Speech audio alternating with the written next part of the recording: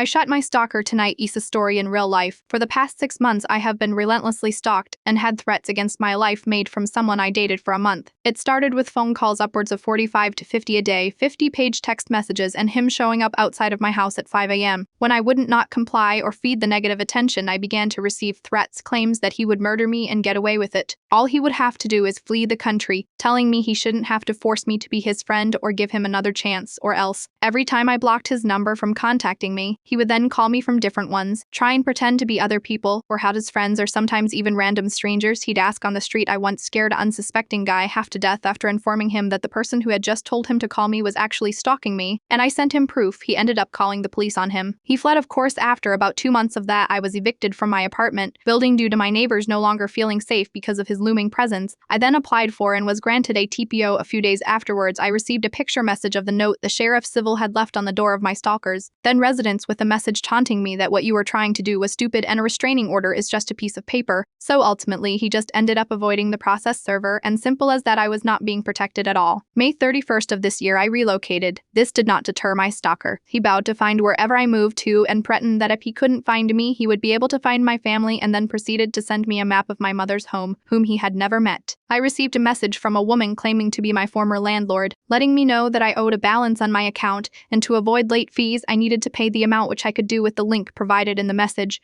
Word out, it was my stalker pretending to be a woman, and the link turned out to be a tool used to grab the user's IP address when they clicked the link.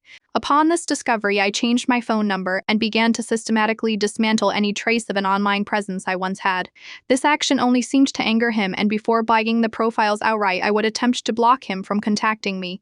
Each and every time I blocked one, he simply created a new one and proceeded to contact me as if nothing had happened. 12 different Reddit accounts, 9 different Tumblrs, 10 different Funstagrams, 3 Meetup accounts, 4 Facebooks, with which he changed his location to that of my hometown, and proceeded to add nearly everyone from my graduating class in high school, and even 3 Duolingo accounts and MySpace. I then received an empty package from him addressed to my former residence with the declaration "Iteration ADRS Carcretion are he quested. Do not forward." I am assuming he thought that the post office would adhere to his requests and return the package to him with my new corrected address on it. Mid-July, he created a profile using my photos and likeness to threaten my family when I didn't respond. He proceeded to post semi-nude pictures of me on the profile in an attempt to blackmail me into speaking with him. I did not, and contacted TD Order to report the account and have it removed, which they eventually did. On the 21st of August 2014, I awoke around 8 p.m. to vigorous knocking and ringing of my doorbell. I look out my window to see who it is, and I was horrified to see my stalker there. I called the police, and of course he fled once again. Over the 7th of September, our 8 police report